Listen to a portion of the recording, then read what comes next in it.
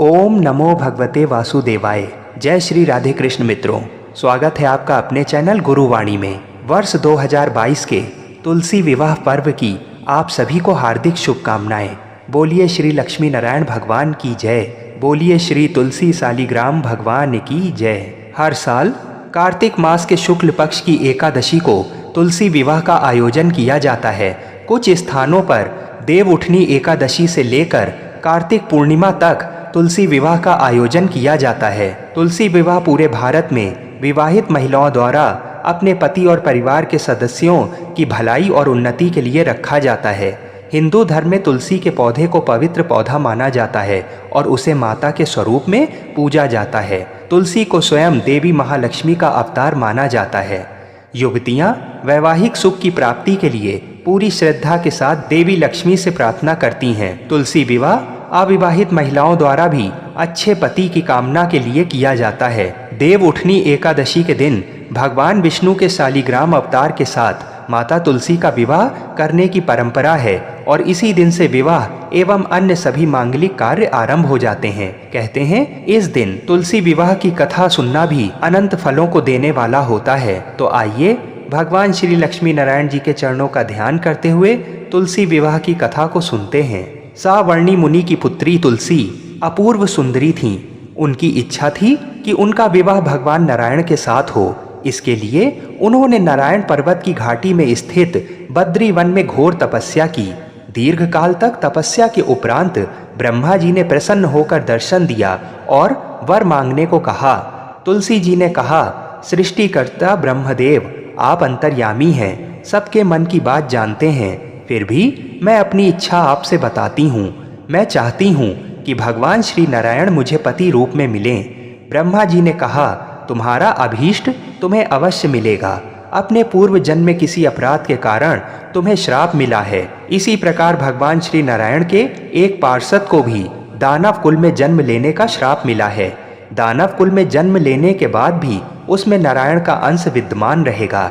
इसलिए इस जन्म में पूर्व जन्म के पाप के शमन के लिए संपूर्ण नारायण तो नहीं मिलेंगे, लेकिन नारायण के अंश से युक्त दानव कुल जन्म में उस शापग्रस्त पार्षद से तुम्हारा विवाह होगा। शाप मुक्त होने पर भगवान श्री नारायण सदा सर्वदा के लिए तुम्हारे पति हो जाएंगे। तुलसी ने ब्रह्मा के इस वर को स्वीकार किया, क्योंकि मानव कुल में जन्म के कारण उस मायावी भोग को तो भोगना ही था। तुलसी बद्री वन में ही रहने लगी। नारायण का वह पार्षद दानव कुल में जलंधर के नाम से पैदा हुआ था। कुछ दिनों बाद वह भ्रमण करता हुआ बद्री वन में आया। यहाँ तुलसी को देखते ही वह उस पर मंत्रमुग्ध हो गया। तुलसी के सामने उसने अपने विवाह का प्रस्ताव रखा। इतने में ही महाब्रह्मा जी आ गए और तुलसी से कहा, तुलसी, जलंधर को देखो, कैसा देवोपम उसका स्वरूप है। दानव कुल में जन्म लेने के बाद भी लगता है जैसे इसके शरीर में नारायण का वास हो। तुम प्रस्ताव को सहर्ष स्वीकार कर लो। तुलसी को भी लगा कि उसकी तपस्या पूर्ण हुई, उसे इच्छित फल मिला है। जलंधर के साथ उसका गंधर्व विवाह हो गया और वह जलंधर के साथ उसके महल में पत्नी बनकर आ गई। जलंधर ने अपनी परम सुंदरी सती साध्वी पत्नी तुलसी के साथ बहुत दिनों तक राज्य किया। उसने अपने राज्य का इतना विस्तार किया कि देवलोक तक उसके अधिकार में आ गया। स्वर्ग का सुख भोगने वाले देवताओं की दशा भिखारियों जैसी हो गई। जलंधर किसी को कष्ट नहीं देता था, पर अधिकार और राज्य छिन जाने से सारे देवता मिलकर ब्रह्मा, विष्णु और शिव जी की सभा में गए तथा अपनी विपत्ति सुनाई।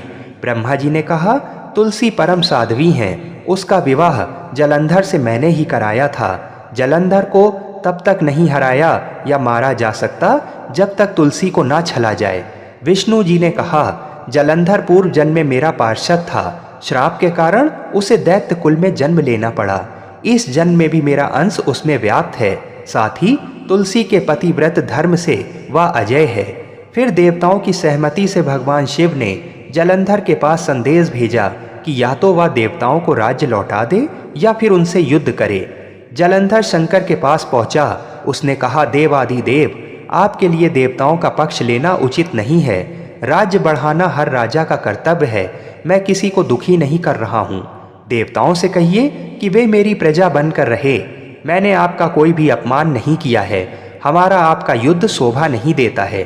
अगर आप हार गए तो बड़ी लज्जा की बात होगी। मैं हार गया तो आपकी कीर्ति बहुत अधिक नहीं बढ़ेगी।